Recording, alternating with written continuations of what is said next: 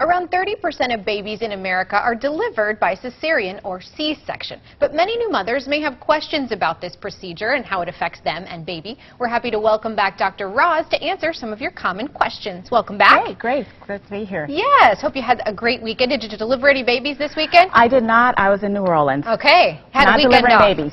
Not delivering babies. Well, so let's start with what a cesarean section is. Yeah. Well, a cesarean section is delivering the baby through the abdomen, making an abdominal incision, and an incision where you can still wear your bikini if you needed to. That's a great thing. It's called a fan and seal, but it's just called a bikini cut. Okay.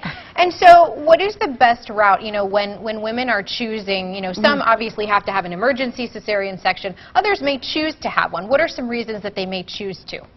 Well, first of all, I want to make sure everybody's aware that having a baby via cesarean section or vaginal delivery can be an awesome time during a woman's life, but it does not go without risk, whether it's vaginal or cesarean. Sure. But ACOG, American College of Obstetrics and Gynecology, certainly encourages women to have vaginal deliveries, and the physicians. Let's do the vaginal route because it's going to be the safest route to deliver your baby. Most common, probably. But there are times when a cesarean section is definitely indicated. Okay, and let's talk about some of those times. You have three main well, there are a lot of different reasons, but the top three I would say would be arrest of dilation. That means you're in labor, you've progressed to about 7-8 centimeters. It could be more advanced than that or less, and you're just staying there. Okay. And you're not moving. So baby's got to come out, right? And so that's the reason. It's called arrest of dilation. Okay.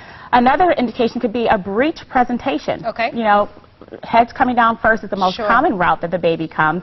But what if the feet are coming or the back is coming first? It's not going to come out vaginally. So the recommendation for that scenario is to do a cesarean section. Now, back in the day, there are some doctors, and there's probably still some, but it's not encouraged, will turn that baby and pull the baby out feet first or whatever. Okay. But we try to avoid that. Try not to do that anymore. At all costs. So would you say that cesarean sections are becoming more prevalent, or are vaginal still mostly? Well, vaginal is encouraged. It's certainly more common, but cesarean section is on the rise. The overall goal is to get that a downward spiral and not do so many. And so it requires a lot, making sure we have the right patient who's having a cesarean section.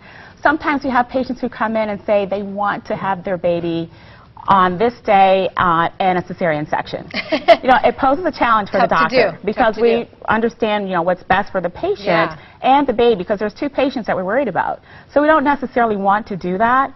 So it takes some soft, counseling, to get them to understand that, but sometimes it just doesn't happen.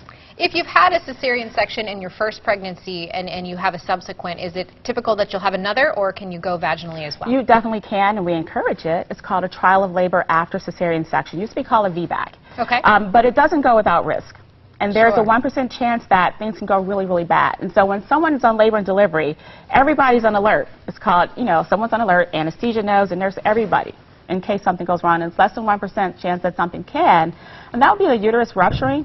Sounds like an emergency? That does. It is. It is. And nobody's breathing until that baby's out. When baby's breathing, we're all good. So that's our an emergency cesarean section. Sure. Yes. So as we are navigating, we can also always visit you at drrozmd.com. You also have a newsletter that comes out that kind of addresses some common questions and things like that. Yeah, but I also would recommend acog.com to get more information on cesarean sections. Of course, acog.com or Dr. Roz MD. Thank you so much for your great insight. Thank you.